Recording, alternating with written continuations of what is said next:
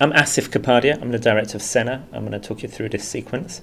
So this is Japan, 1989. This is the penultimate race in the championship, and Ayrton Senna has to win the race in order to beat Alain Prost for the World Championship. And the way the film has been constructed, it's made 100% using the archive footage of the time. So what we've done is we've looked all over the world in archives in Japan, in Sao Paulo, in Brazil, in France, in Italy, in Paris and in London, particularly in the Formula One archives owned by Bernie Ecclestone, in order to get all of this footage to construct the movie. Our aim was always for it to play like an action film, to play like a drama, to play like a classic three-act structure. And this is like a chase scene. This is Senna with the yellow helmet. We're only ever in the car with him, following down Alain Prost, who was considered the best driver at the time, and he has to beat him in this race to win the championship. And it's really this cat and mouse race. And we have to take an hour, 40 minutes, hour, 45 race and construct it and squeeze it down to 2 or 3 minutes.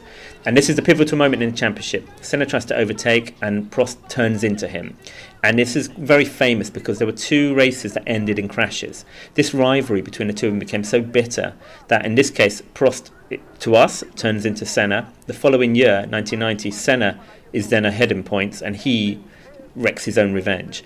And what we've done is we've just found footage from all over the place. So this footage, for example, in the car with Senna, we found from a Japanese archive owned by Fuji. All of this footage here.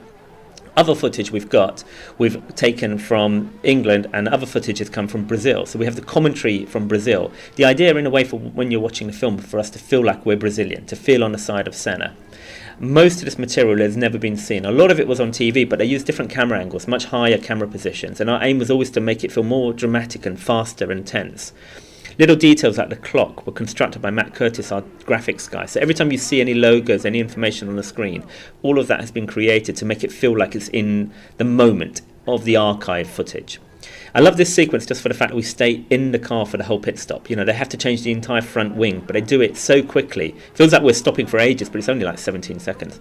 And here we go. There's no speed limit. Nowadays you have speed limits on the pit lane, but here he's going like crazy. He's got to overtake this car in order to win the race, just to stay in the championship.